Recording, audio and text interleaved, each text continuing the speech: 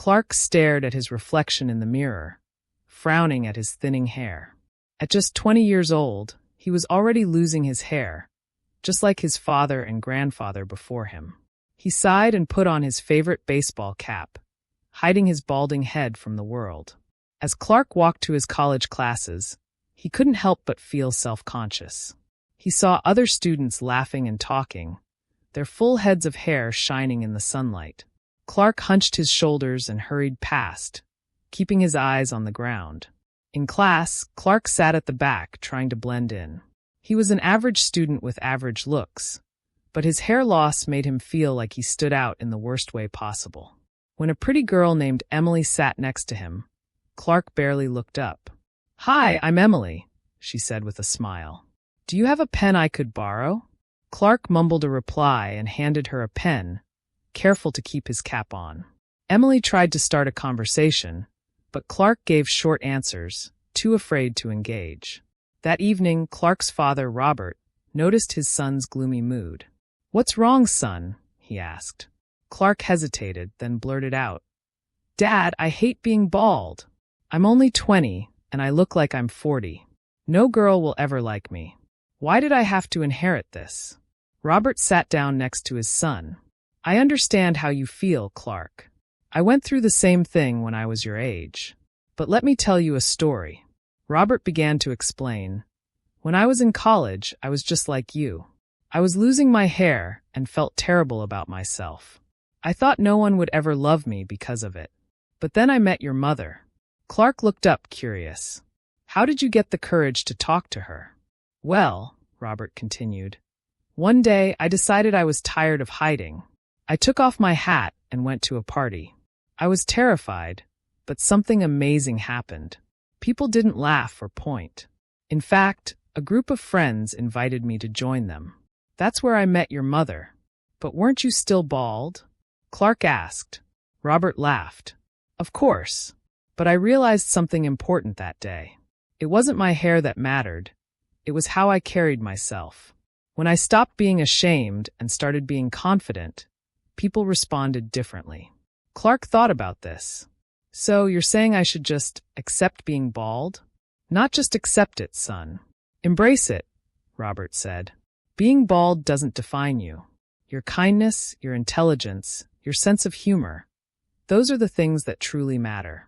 When you love yourself, others will see that and be drawn to you." Clark nodded slowly, considering his father's words. "But how do I start?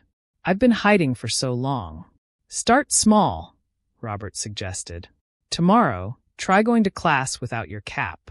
Stand up straight, smile, and remember that you have nothing to be ashamed of. You might be surprised at how people react." The next morning, Clark stood in front of the mirror again. This time, instead of reaching for his cap, he took a deep breath and ran a hand over his thinning hair. "I am more than my hair," he said to his reflection. As Clark walked to class, he felt exposed without his cap. But he remembered his father's words and stood tall, smiling at people as he passed. To his surprise, several people smiled back. In class, Emily sat next to him again. "Hey, Clark," she said.